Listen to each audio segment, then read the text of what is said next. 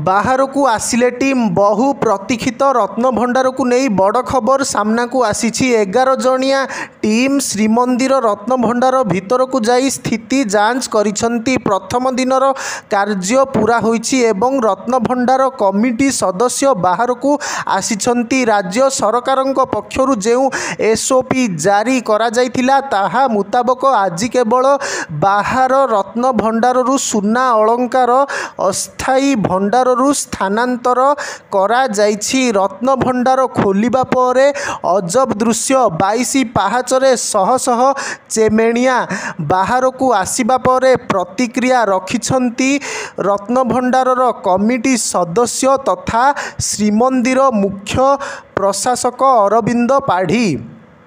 बाहर को आसिबा परे से कहिछंती राज्य सरकारक निर्देश क्रमे पूरा कमिटी उपस्थित थिले एवं रत्नभंडार भीतर को जाइथिलु।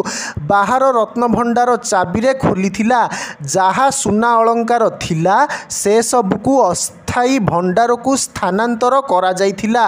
एथिरे समस्ते सहयोग करिथिले।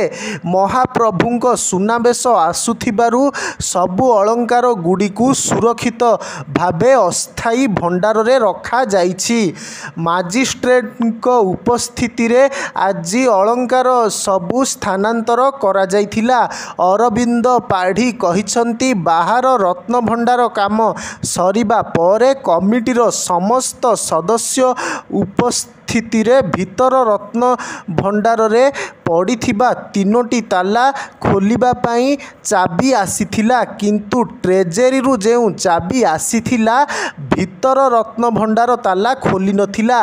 राज्य सरकार जेहेतु एसओपी जारी करिथिले कि ताला न खोलिले भंगा जिवो तेणु सेही निर्देश अनुजाई भीतर रत्न भंडार ताला को समस्तंक उपस्थिति रे भंगा जाइथिला। ताला भांगिबा परे टीम सदस्य भीतर को प्रवेश करिथिले।